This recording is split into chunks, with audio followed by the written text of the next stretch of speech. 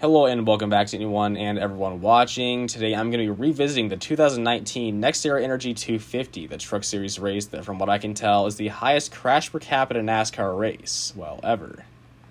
Yeah, I don't remember hearing anything about that record being broken at the time, but a few weeks ago while I was looking through driver statistics for another video, I stumbled upon the results of this race and saw that only 9 drivers were running at the finish. Now, that alone is not a record. There have been a handful of races with fewer finishers in the earlier years of NASCAR, such as the 1966 Southeastern 500 at Bristol Motor Speedway. The 7th race of that Grand National Series season not only saw the winner Dick Hutcherson finish 4 laps ahead of second place Paul Lewis, but also saw only 7 of the 32 drivers make it to the end. The difference between that race and the one that is the focus of this video, however, is that in the 1966 Southeastern 500 and any other early NASCAR races with similarly few finishers, the bulk majority of drivers who went behind the wall did so due to mechanical failures, not due to crash damage. Meanwhile, in the 2019 Truck Series opener, all of the 23 drivers who retired early were officially categorized as having crashed out. When you do the math, that means a whopping 71.9% of drivers in the field that day were not only involved in a crash, but sustained enough damage to no longer maintain a minimum speed. And by the way, of the 9 drivers that did finish, nearly all of them had medium to high levels of damage. To make sure no other race topped that, I looked through countless other notorious superspeedway wreckfests all throughout the top 3 divisions of NASCAR, such as the 2002 and 2008 Aaron's 312s, the 2017 Alabama 500, and the 2021 Chevy Silverado 250 at Talladega, but all of them had some stragglers making to the finish multiple laps down, or came up just short of beating what I will call the Crash-Out-Per-Capita of the 2019 NextEra Energy 250. As far as non-points paying races, even the 2020 Busch Clash, which saw only 6 of the 18 total drivers make it to the end, had a lower percentage of drivers who crashed out. So with all that said, I think it is safe to say that with 23 out of 32 drivers going to the garage with crash damage, the 2019 NextEra Energy 250 holds the record for the highest crash out per capita in a NASCAR race. But what happened in this largely forgotten race to decimate that many trucks, and who, if anyone, was able to bring home a clean truck at the end of the night? All that and more will be answered shortly. Heading into the 2019 opening weekend at Daytona, the NASCAR hype was just as strong as the start of any other season. Major headlines for what would be the final year of the Monster Energy Cup Series included Ford replacing the Fusion with the new Mustang GT, former Xfinity Series standouts Ryan Preece and Daniel Hemrick beginning their rookie campaigns, and Joe Gibbs Racing ditching Daniel Suarez in favor of Martin Truex Jr. The Truck Series, of course, had its share of new additions as well, such as its rebrand from Camping World as the title sponsor to Camping World's subsidiary Gander Outdoors. Additionally, the defending ARCA champion and 2-time Stadium Supertrucks champion Sheldon Creed was set to compete in his first full-time season, along with 2017 Canadian Pro Series East champion Harrison Burton. As the weekend got underway, it was apparent that Harrison's team of Kyle Busch Motorsports as a whole were the ones to beat. 18-year-old Christian Eckes, driving the number 51 KBM truck in just his 5th series start, won the pole, and was set to share the front row with veteran Cup Series racer and now part-time Truck Series owner-driver David Gilliland. The other 2 KBM trucks of Todd Gilliland and Burton made up the second row and 3rd and 4th respectively. Some other drivers with impressive qualifying runs included the 9th place starter Clay Greenfield. Clay, a driver with 4 previous Daytona starts, had been competing part-time in this series since all the way back in 2010, and looked to have a good shot at beating his career best finish of 8th. Just 1 spot short of the top 10 was Natalie Decker, who would be making her truck debut with the DGR Crosley in the number 54.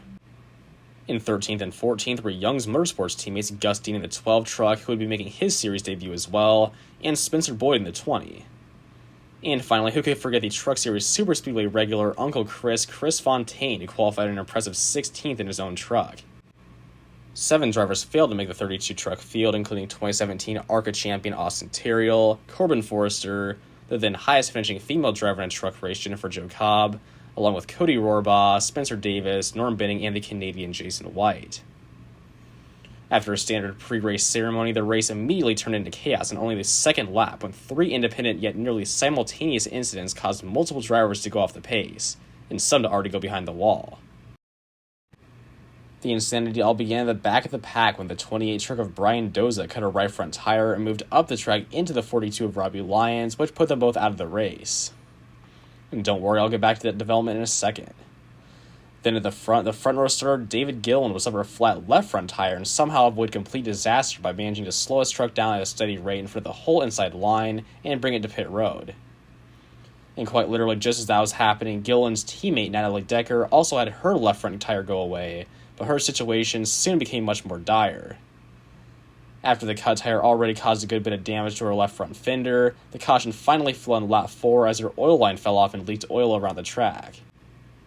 Once she came down pit road, the ruptured oil line then caused her truck to catch on fire, and even more madness unfolded as crew members pulled a lightheaded Decker out of the truck, and one of the apparent firemen who chose to stay behind the pit road wall sprayed their extinguisher directly in the faces of all the rest of Decker's pit crew. Then just in front of them, Doza re-entered the picture as he came into his stall swerving back and forth in an attempt to stop after his brakes gave out. Unfortunately, his jackman Billy Rock was not aware of these brake woes and got absolutely demolished by the front end of Doza's truck. Rock was unable to get up under his own power and had to be transported to a local hospital where it was later announced he had a broken shoulder. After the DGR Crosley and FDNY racing teams evaluated their flattened tires, it was determined that all 3 trucks must have run over a large piece of debris, which even more strangely, there was none to be seen on the track. So yeah, the start to the race was certainly not a good sign of things to come, and there would only be more destruction as the night went on. When the race went back green on the 9th lap, all but Decker and Doza were still in the hunt, as David Gillen suffered no damage whatsoever from his cut tire, and Robbie Lyons ventured on with a light damage to his passenger side. Right away, though, a truck towards the back dived into the pit lane, the number 18 of Harrison Burton. As it turned out, Burton was yet another victim of the phantom debris on track, and his crew had put on the left side tires before sending him back out. Burton was eventually caught by the pack and put a lap down, but would receive the free pass on the Stage 1 caution. Speaking of which, the rest of Stage 1 was incident-free and won by rookie Sheldon Creed, who led every circuit since passing the pole sitter Eckes on lap 2. Following some misfortune on pit road, however, Creed dropped back to the second row, and it was all Johnny Sauter and Brett Moffitt out front until the first big crash of the night broke out just a few laps later. That happened when a checkup on the outside line caused Tyler Dipple to turn sideways and come back up the track right in front of Chris Fontaine. As you can also see, Ray Cicerelli looked as if he was going to avoid the incident completely, but unfortunately got his splitter caught in the grass, tearing it clean off. Everyone else managed to avoid the wreck, but nonetheless, all 3 of the drivers involved were unable to continue on. That would now make 6 total drivers out of the race due to crash damage, as Robbie Lyons had also retired a few laps prior to the incident. On the restart, it was GMS versus ThorSport, with Brett Moffitt and Sheldon Creed leading the inside, and Johnny Sauter and Grant Infinger on the outside. The GMS trucks prevailed down the backstretch, but did so illegally, as Creed's front bumper was locked to Moffitt's rear bumper the whole time. Both the drivers were promptly black flagged and forced to make a pass their penalty the next lap, completely ruining the momentum of the remaining inside line. With arguably the 2 strongest trucks of the night out of contention for the rest of the stage, Todd Gillen was the next driver to challenge Sauter for the lead. He would eventually clear Sauter on the final lap of the stage, but after a squirrely block that could have led to total disaster coming out of turn 4, he was left stranded between lanes and Sauter prevailed for the stage win, coming across the line side by side with Stuart Friesen. Just like the first stage winner of Sheldon Creed, Sauter ran into trouble on pit road and would restart all the way back in the 3rd row. Meanwhile, David Gillen and Harrison Burton, who had both made it back to the top 10 by the end of stage 2, would gamble with fuel only and restart in the front row. Right away, the elder Gillen dropped to the inside while his son Todd led up high. But as the outside lane was split into 2 soon after, Todd once again dropped back through the middle. In the midst of the mid-pack chaos, he also clipped the left rear of Grant Infinger, but somehow everyone kept it straight. Well, for a few more laps at least, on lap 55 with David Gillen still uncontestedly leading, it was time for the first big one of the night. It all went down when Jordan Anderson, who had driven all the way from his 27th place starting position to the top 5, made a late block on a hard-charging Sheldon Creed. Anderson immediately hooked a left into the side of Todd Gillen, but bounced off of him and went nose first into the outside wall, collecting numerous trucks behind him. Of those involved, Anderson, along with Johnny Sauter, Brett Moffitt, Maya Snyder, and Brendan Poole, all received terminal damage to their trucks, while Sheldon Creed, Grant Infinger, Christian Eckes, Stuart Friesen, Gus Dean, and Austin Wayne Self were all fairly banged up, but able to continue on. And just like that, there were only 21 trucks left in the field, with still nearly half the race remaining. The caution shenanigans weren't done either, as coming onto pit road, the 2 lead trucks of David Gillen and Harrison Burton both passed the pace car and were subject to a 1-lap penalty. With them out of the picture for the foreseeable future, it was none other than Angela Rook behind the wheel of Joe Nemechek's number 8 machine and competing in her second ever truck race, who would lead the field to green after staying out. That's not to discredit her either, as she had settled in right around the top 5 prior to the caution, a long way from her 30th place starting position. Austin Hill, leading the outside line, cleared Rook without contest heading into turn 1 thanks to some great drafting help by Ben Rhodes. But Hill's efforts were all for naught, because less than 2 laps later the caution would fly again for fluid coming off the pole sitter Christian Eckes' truck. While that would officially put Eckes behind the wall, it would be a big break for David Gillen, and especially Burton, who received the free pass. Around half the trucks came down pit road in order to make it to the end on fuel, but the other half, including Hill and Rhodes, were already full and stayed out. When the green came out again, many more underdogs had risen to the front, with Corey Roper, Clay Greenfield, and Joe Nemechek all running in the top 5.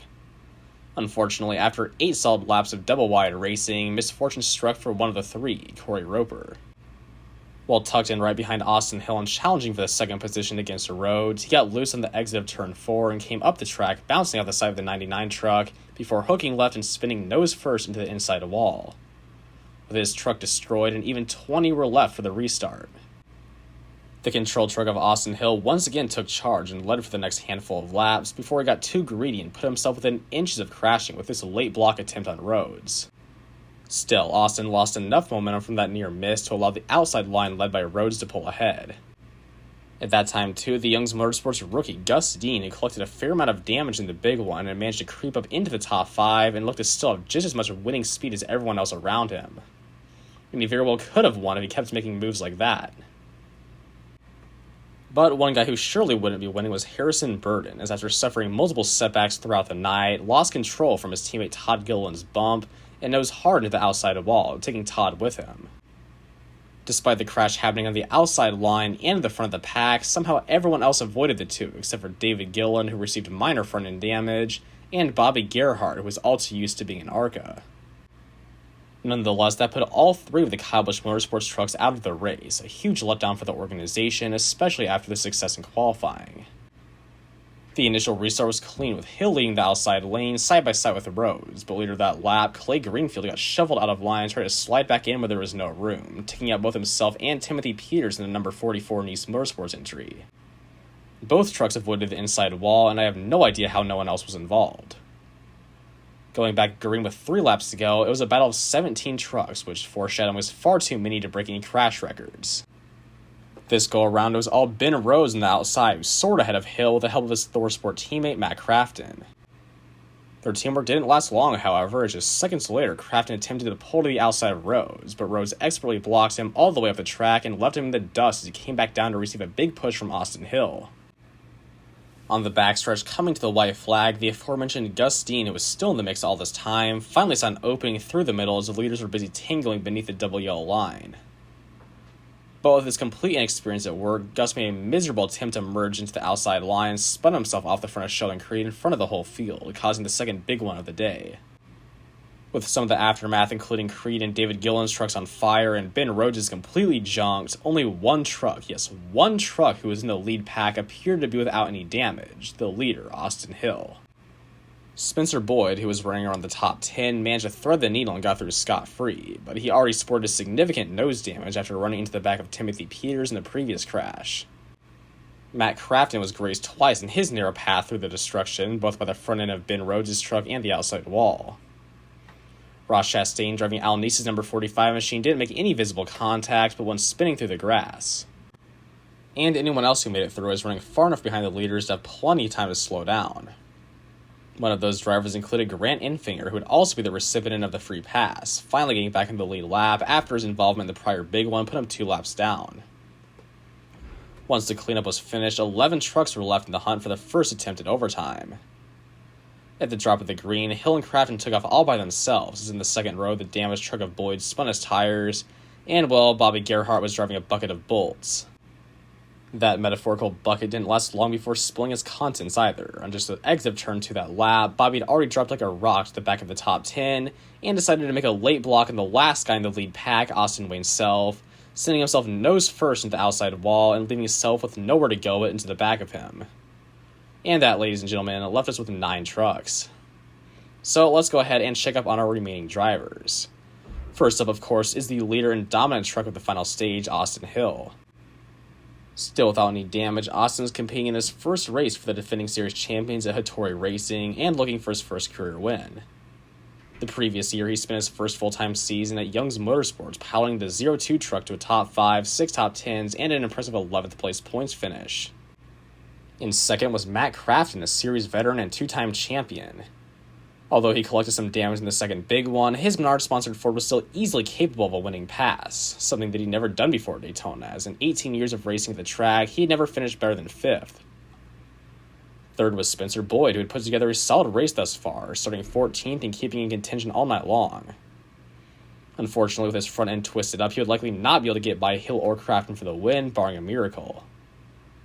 Fourth was Joshua Hume in his own number 33 truck, one of the only remaining trucks without any damage. Still, by no means would he have a shot at the win unless everyone else wrecked out because of just how slow his truck was.